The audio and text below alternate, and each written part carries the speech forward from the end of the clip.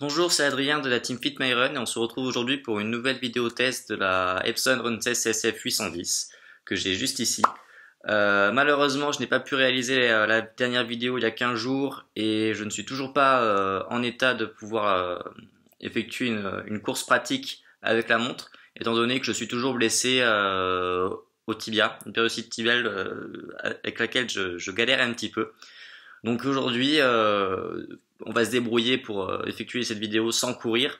On va réaliser un test d'effort avec des flexions toutes simples et observer la fonction du rythme cardiaque. Voilà. Alors voilà, je viens de lancer la fonction de mesure de la fréquence cardiaque. On peut voir que je suis à 78 pulsations minutes.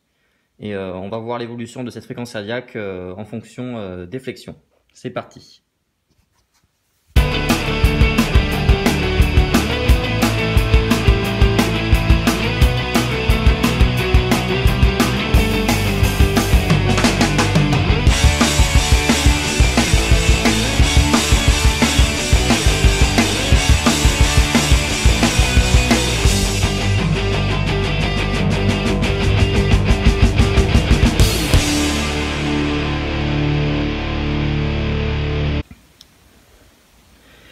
Voilà, je viens de finir mes flexions et on peut voir que le rythme cardiaque est monté à 140 battements par minute. J'ai pas un très bon cœur malgré mon rythme sportif. Et donc là, on va pouvoir voir mon rythme cardiaque se calmer tout doucement, s'il veut bien,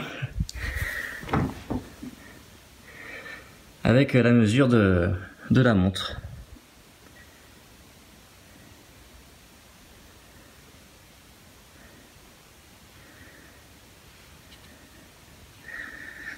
Voilà, le cœur qui se calme.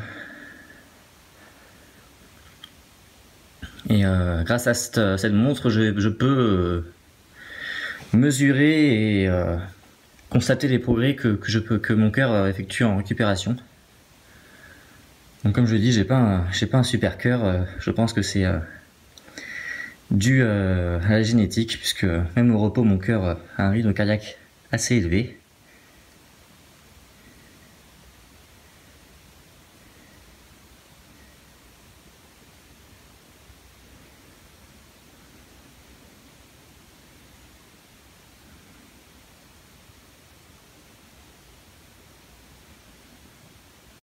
Donc voilà ce petit test de fréquence cardiaque.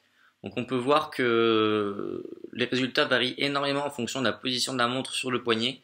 Comme on a pu le voir pendant les flexions, mon rythme cardiaque n'a absolument pas bougé, ce qui est pas normal, et cela s'explique par le fait que la montre était en fait positionnée trop près de ma main par rapport au poignet, et donc la mesure n'était pas fiable.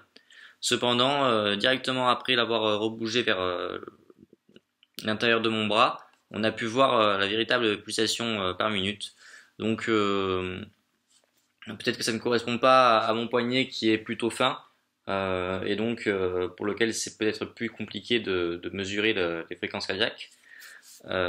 Donc à utiliser avec précaution et surtout vérifier bien de bien attacher votre montre.